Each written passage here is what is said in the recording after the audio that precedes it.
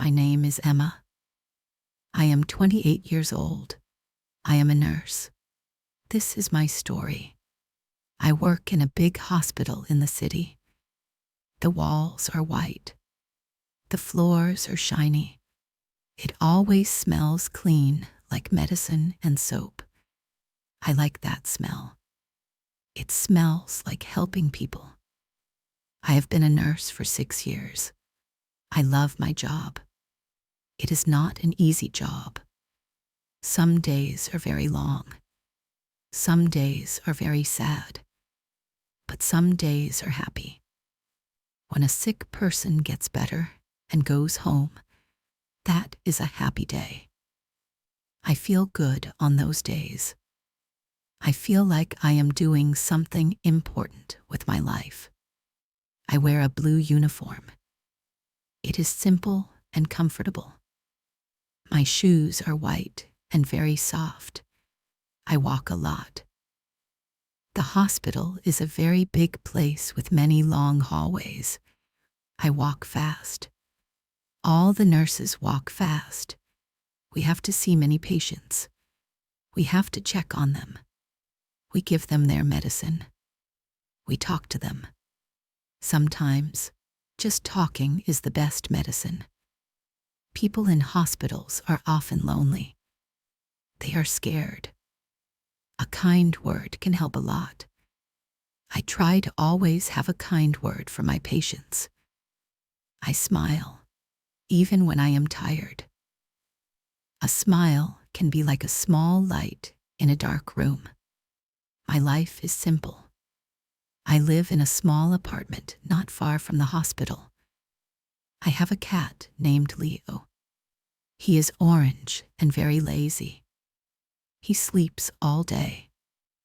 When I come home from a long day at work, Leo is always waiting for me. He sits on my lap. I tell him about my day.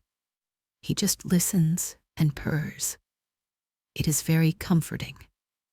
I do not have a big family. It is just me and Leo.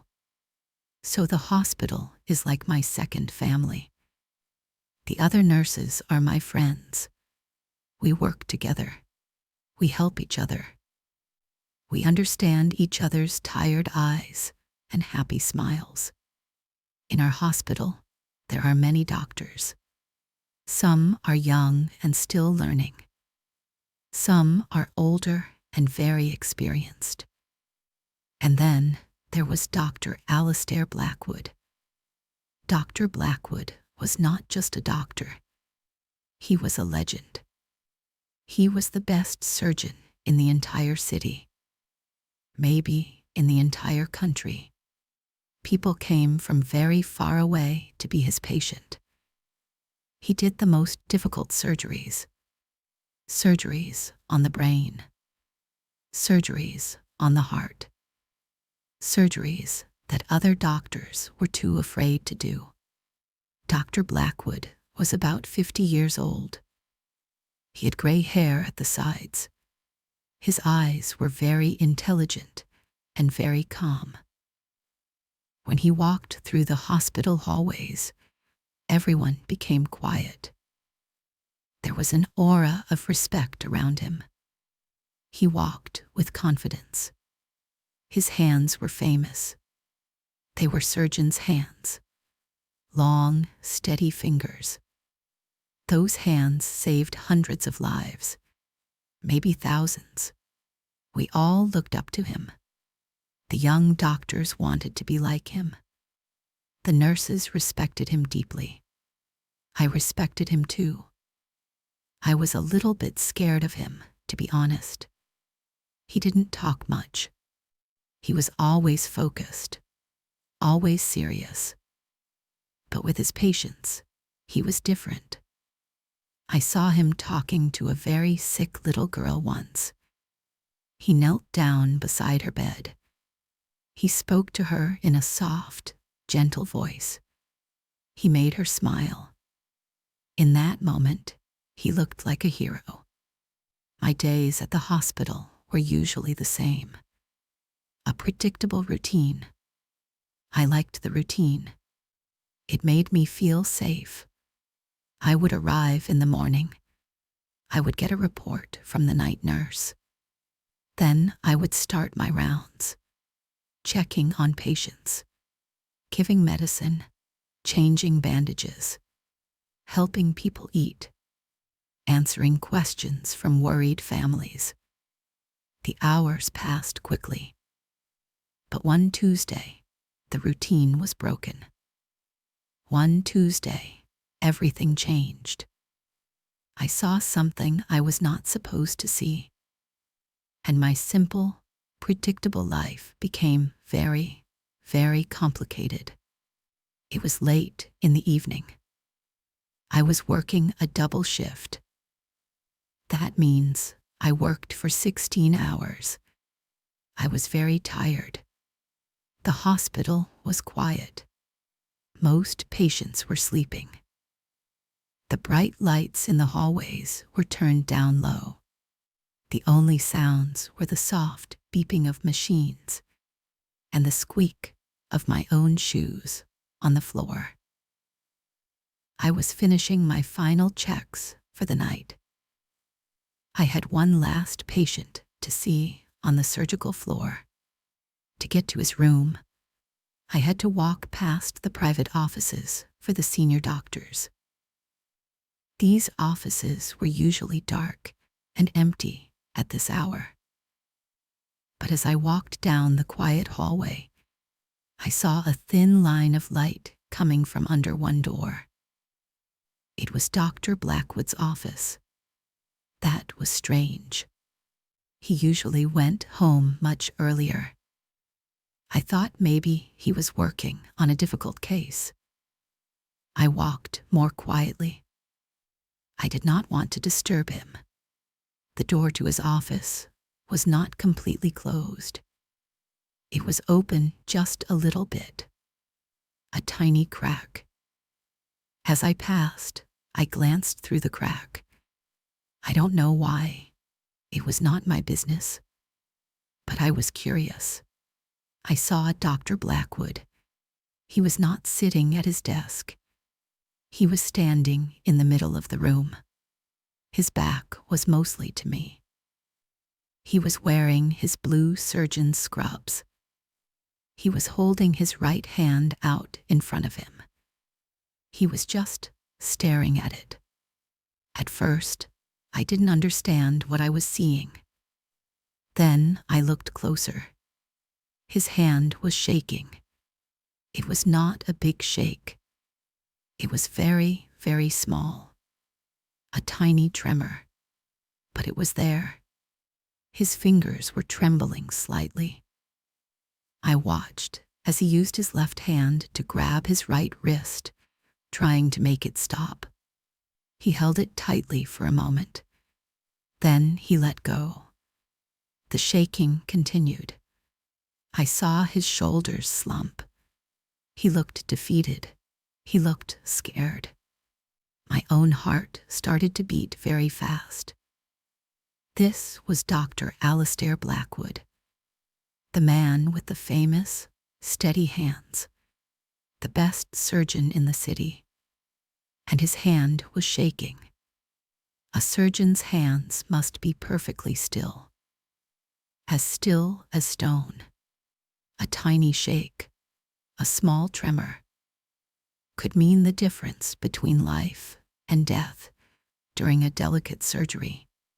I felt a cold wave of fear wash over me.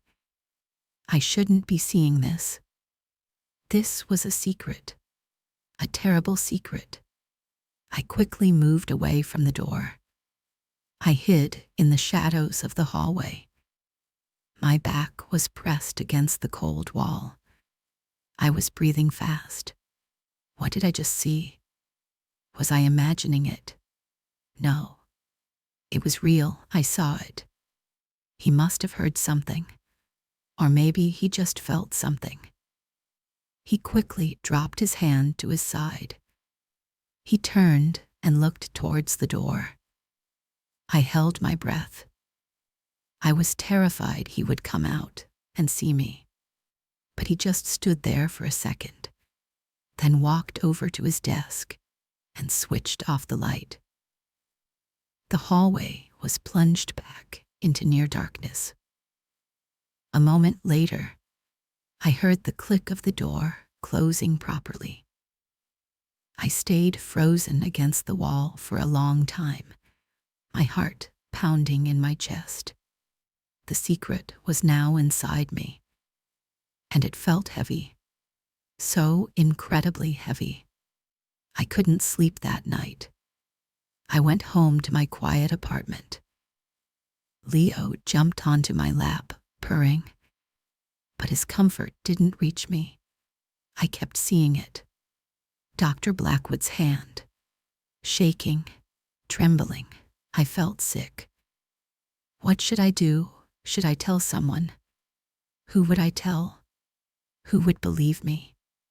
Emma, the simple nurse, accusing the great Dr. Blackwood of having an unsteady hand.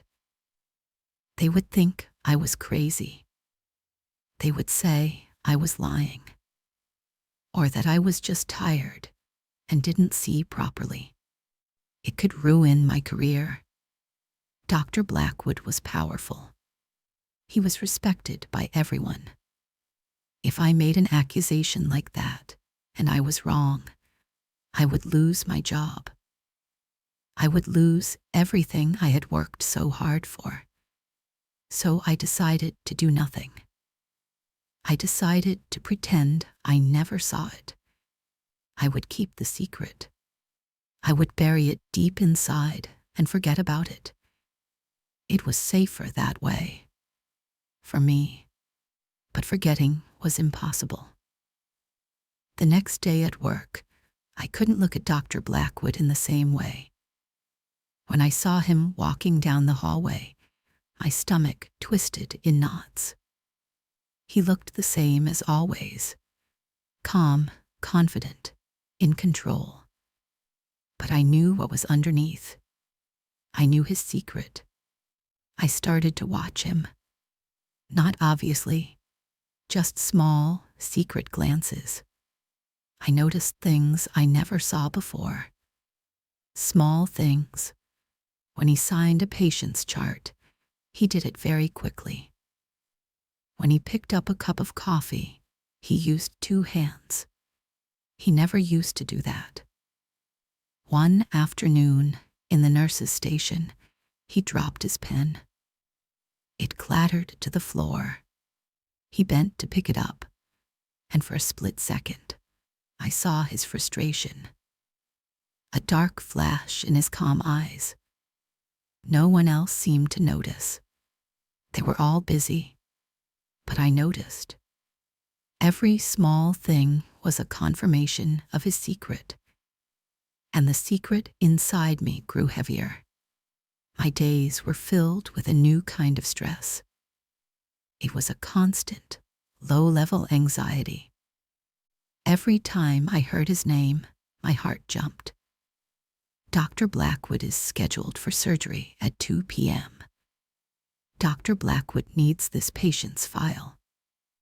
I would smile and nod and do my job, but inside, I was screaming. A surgeon with a shaking hand is operating on people. This is wrong. This is dangerous. I remembered a time, about a year ago. There was a big car accident. A man came in with a very serious head injury. He needed emergency brain surgery. Dr. Blackwood was called in the middle of the night. I was working that night too. I remember watching him in the operating room. He was so calm, so focused. The surgery was long and very difficult. His hands moved with such precision, such grace, like a master artist. He saved that man's life. Everyone said it was a miracle. We all called him a miracle worker. But what if his hands weren't steady now? What if the miracle worker could now make a mistake? The conflict in my mind was a constant storm. My conscience, my duty as a nurse, told me I had to speak up. My job was to protect patients. That was the first rule, the most important rule. If I stayed silent and something bad happened, it would be my fault too. A person could get hurt, or worse. But my fear was a loud voice too. It told me to stay quiet, to protect myself. "It's not your problem, Emma," the fear whispered. "You have your own life to worry about. Don't get involved. He is a great doctor. Maybe it's nothing. Maybe he can control it." A few weeks passed. The secret was my constant companion. I felt alone. I couldn't talk to the other nurses. They loved Dr. Blackwood. They would think I was being cruel. I couldn't talk to my cat Leo. He wouldn't understand. The secret was a wall between me and the rest of the world. Then there was a close call. A patient, an older man named Mr. Harris, needed a complicated surgery to remove a tumor from his spine. It was a very delicate operation. One wrong move could leave him unable to walk for the rest of his life. Dr. Blackwood was the surgeon. I was assigned to be one of the nurses in the operating room. My whole body was tense. I felt sick with worry. In the prep room before the surgery, I watched Dr. Blackwood as he scrubbed his hands. I watched him pull on his sterile gloves. I watched his every move. I thought about saying something. Right then, I could go to the head nurse, Sarah. I could pull her aside and whisper, "I'm worried about Dr. Blackwood. I think his hand is unsteady." My heart was beating so fast. I even took a step towards her. But then she looked at me and smiled. "Ready, Emma? Let's go help Dr. Blackwood save another life." And my courage disappeared. I just nodded. I said nothing. The surgery began. The operating room was cold and quiet. The only sound was the steady beep of the heart monitor. I stood near the table, my eyes glued to Dr. Blackwood's hands. Under the bright surgical lights, they looked steady. He was working carefully, methodically. For the first hour, everything seemed normal. I started to relax a little. Maybe I was wrong. Maybe I had imagined it all. But then it happened. He was holding a very small, very sharp instrument. He was working very close to the patient's spinal cord. And I saw it. A tremor. A tiny, tiny shake in his fingers. It lasted for only a second. Maybe 2 seconds. He paused. I saw his knuckles turn white as he gripped the instrument tighter. He took a slow, deep breath. Then he continued. No one else seemed to notice. The other doctor, the other nurse, they were all focused on their own tasks. But I saw it, and I couldn't breathe. My heart felt like it had stopped. He finished the surgery. He did it perfectly. The tumor was removed. The patient was fine. Everyone in the room was relieved. They praised Dr. Blackwood. "Incredible work, doctor. You're a genius." He just nodded, his face calm and unreadable. He stripped off his gloves and left the room without a word. I felt dizzy with relief. Mr. Harris was safe, but I was more confused than ever. He had managed the surgery. The tremor happened, but he controlled it. Did that make it okay? Could he always control it? What about next time? The secret didn't feel lighter. It felt heavier, more complicated. It wasn't just a possibility of danger anymore. I had seen the danger with my own eyes, and I had stayed silent. A few days later, something happened that made my conflict even worse. I saw Dr. Blackwood in the children's ward. There was a young boy there, no older than 7, who was very sick. He had been in the hospital for a long time. He was sad and scared. Dr. Blackwood was not his doctor, but he was walking by the boy's room. He saw the boy crying. He stopped. He went into the room. I watched from the hallway. He sat on the edge of the boy's bed. He started talking to him. He took a pen and a piece of paper and drew a funny cartoon animal. The boy stopped crying.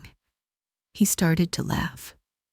Seeing that kindness, that simple act of goodness, hurt my heart. This was not a bad man. This was a good man. A man who saved lives. A man who made sick children laugh.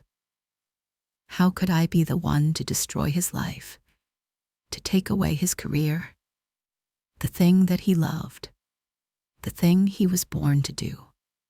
The secret twisted inside me, pulling me in 2 different directions.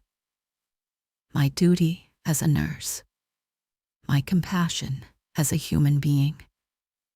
They were at war inside my chest. The war reached its breaking point with the arrival of a new patient. Her name was Lily. She was 9 years old. She had big brown eyes and a smile that could light up the whole hospital. She had a very serious problem, a tumor deep inside her brain. It was in a very dangerous place. The surgery to remove it was extremely risky. In our entire hospital, there was only one person skilled enough to even try it. Dr. Blackwood. I was assigned to help care for Lily before her surgery. I got to know her and her parents. They were a lovely family, terrified, but full of hope. And all their hope was placed on one person, Dr. Blackwood. They talked about him like he was a saint. Dr. Blackwood is the best in the world, Lily's mother told me, her eyes full of tears. He is going to save our little girl. He is our miracle worker. Lily had drawn a picture for him. It was a drawing of Dr. Blackwood wearing a superhero cape. She gave it to him when he came to check on her. I was there. I saw the look on Dr. Blackwood's face as he took the drawing. It was a look of deep sadness, a look of terrible weight. He promised Lily and her parents that he would do his very best. The surgery was scheduled for a Friday morning. On Thursday evening, the hospital was quiet again. I was restless. I couldn't stop thinking about Lily, about her hopeful parents, about Dr. Blackwood's shaking hand. I decided to walk through the quiet hallways, just to clear my head. My feet, almost by themselves, took me to the surgical floor, towards the doctor's offices. As I got closer to his office, I saw the light was on again. And then I heard a noise, a small crash, the sound of glass breaking.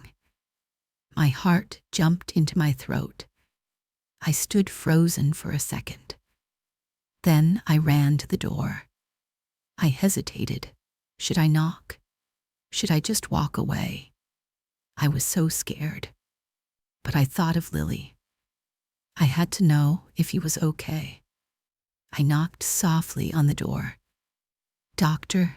Blackwood, are you all right? There was no answer, just silence. My fear for Lily was stronger than my fear for myself. I slowly pushed the door open. It creaked softly. The sight inside his office made my breath catch. Dr. Blackwood was standing by his desk. On the floor was a shattered picture frame. A photo of a smiling woman and 2 children lay among the broken glass. He wasn't looking at the photo. He was staring at his own right hand. It was shaking, not the small tremor I had seen before. This was a visible, uncontrollable shake. His whole hand was trembling. He looked lost, broken. A look of pure despair was on his face. He slowly lifted his head. His eyes met mine across the room. There was no surprise in them, just a deep, weary sadness. The secret was out. It was no longer just my secret to carry. He knew that I knew. The silence in the room was heavy. It was filled with everything we hadn't said for weeks. It was the end of the pretending. He didn't yell.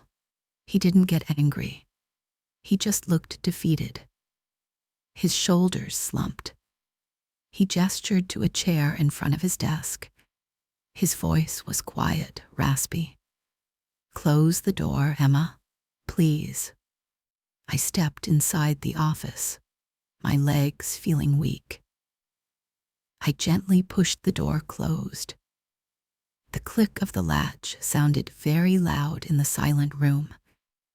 I didn't sit down. I just stood there, watching him. He finally lowered his hand and hid it in the pocket of his coat. "You've known for a while, haven't you?" he asked. It wasn't really a question. I could only nod. My voice was stuck in my throat. He let out a long, heavy sigh. A sigh that seemed to carry the weight of years. "I have a neurological condition," he said, looking at the broken frame on the floor. "It's called an essential tremor. It's getting worse. Some days are better than others. Today is a bad day." He finally looked at me again. His eyes, usually so calm and confident, were filled with a plea. I started noticing it about a year ago. Just small things at first. I told myself it was just stress or too much coffee, but it kept getting worse. I saw a specialist, secretly, of course. He walked over to the window and looked out at the dark city. He confirmed it. There's no cure, just medication to manage the symptoms. Sometimes it helps. Sometimes it doesn't. The pieces all fit together now. The dropped pen, the 2-handed coffee cup, his tiredness, his stress. It wasn't just in my head. It was real. And he had been living with this terror alone. "I was planning to retire," he said, his voice barely a whisper. Quietly. "At the end of the year, I wanted to do this one last surgery. For the little girl, for Lily. Her case is so complex. I know I can do it, Emma. I know I can. My bad days are usually in the evening. In the morning, I am steadier. I can control it for a few hours. Enough time, please." He turned from the window to face me. The great Dr. Blackwood, the hospital legend, looked like a broken man. Please, don't tell anyone, he begged. Not until after the surgery. If you tell them, they will cancel it. They won't let me operate. That little girl, she doesn't have much time. I am her only chance. This was it. The moment I had been dreading. The choice was right in front of me. Clear, terrifying. I looked at this brilliant man who had saved so many lives. I understood his desperation. I understood his desire to do one last good thing. But then I saw Lily's face in my mind. Her big, trusting eyes, her smile, her parents who had placed all their faith in this man. They deserved the truth. Lily deserved a surgeon whose hands were not a secret gamble. My duty was not to Dr. Blackwood's legacy. My duty was to my patient, to that little girl. Tears started to well up in my eyes. My own hands were shaking now. I can't, I whispered. I'm so sorry, doctor, but I can't keep this secret. Not anymore. I saw the last bit of hope leave his eyes. He just nodded slowly. He looked so tired, so old. I have to tell Dr. Evans, I said, my voice getting a little stronger. Dr. Evans was the head of surgery. She was a fair, no-nonsense woman. It's my duty to protect the patient, to protect you. I didn't wait for him to reply. I couldn't. If I stayed another minute, my courage might fail. I turned and walked out of the office, closing the door softly behind me. I walked down the empty hallway, my legs trembling. Each step felt heavy. I had made my decision. I had chosen my path. I knew it was the right one. But it was the hardest thing I had ever done in my life. I went straight to Dr. Evans's office. She was still there, working late. I knocked on her door.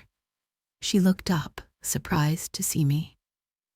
Nurse Emma, what is it? I stepped inside, and all the words, all the weeks of fear and doubt and guilt came pouring out. I told her everything. About the first time I saw his hand shaking. About the dropped pen. About the tremor during Mr. Harris's surgery. And about what I had just seen in his office. Dr. Evans listened.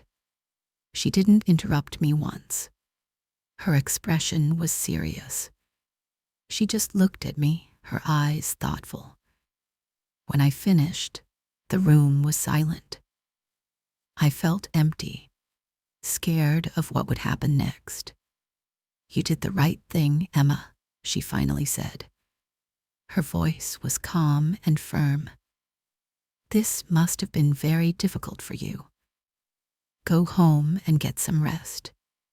We will handle this. The next morning, the hospital was buzzing with rumors. Lily's surgery was officially postponed. A short statement was released, saying it was due to unforeseen circumstances. Dr. Blackwood was not at the hospital. Another notice said he was taking an immediate and indefinite medical leave. No one knew the real reason, but everyone was talking, and some people were looking at me.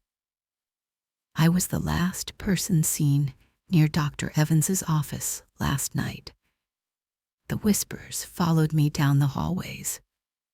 Did you hear? Nurse Emma said something about Dr. Blackwood. I bet she was just jealous, trying to cause trouble for him. Those days were very hard. I felt completely alone. I started to doubt myself. Did I do the right thing? I destroyed a great man's career. I took away hope from Lily's family. I felt like the villain in the story. I would go home and cry. Leo would curl up on my lap, but the sadness was too deep. About 2 weeks later, Dr. Evans called me into her office again. I was so nervous. I thought she was going to tell me I was fired. I sat down on the chair, my hands clutched together. I wanted to give you an update, she said calmly. Dr. Blackwood has officially submitted his retirement papers. He confirmed his medical diagnosis. We are transferring Lily's case to a specialist at the Central City Hospital. They have a surgeon there who has trained for these specific cases. He is excellent. Lily is in good hands. Her surgery is next week. I felt a wave of relief, so strong it almost made me dizzy. Lily was going to be okay. Then Dr. Evans looked at me very seriously. Emma, she said, I want you to understand something. What you did was not easy. It was an act of incredible professional courage. You upheld the highest duty of a nurse. You protected your patient. You probably saved Lily from a terrible risk. And in a way, you also saved Dr. Blackwood.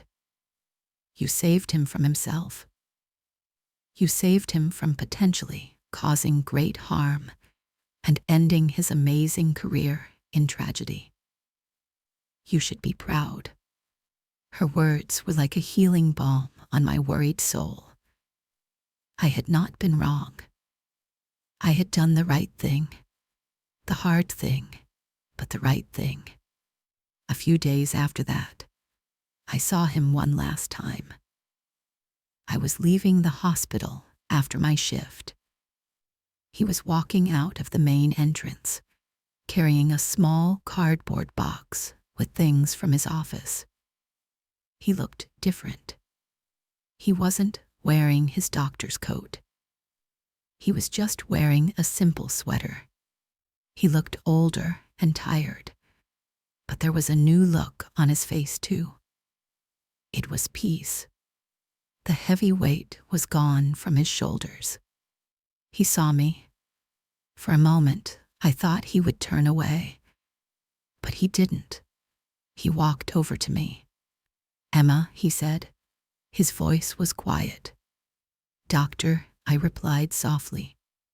We stood there in silence for a moment. I didn't know what to say. I'm sorry, was all I could manage. He shook his head slightly. Don't be, he said. He looked down at the box in his hands, then back at me. Thank you, Emma. You were right. You were brave. I wasn't. And then he turned and walked away. I watched him until he disappeared into the crowd. I never saw him again. My life at the hospital went back to normal. A new routine. But I was not the same Emma. I learned something very important. I learned that being a good nurse, or a good person, is not just about being kind or doing your job well. It's about having courage. The courage to speak up when something is wrong. The courage to do the right thing, even when you are scared. Even when you are alone. The secret is gone now. I don't have to carry it anymore. My heart feels lighter. My life is still simple. I work. I come home to my cat, Leo. But I feel stronger inside. I found my voice. If you are listening to my story, maybe you feel scared about something in your life. Maybe you have a secret, or you see something that is not right. It is okay to be scared. I was very, very scared. But your voice is important. Doing the right thing is important. It might be the hardest thing you ever do, but it will also make you strong. It will set you free. You can do this too. Be brave. Keep going.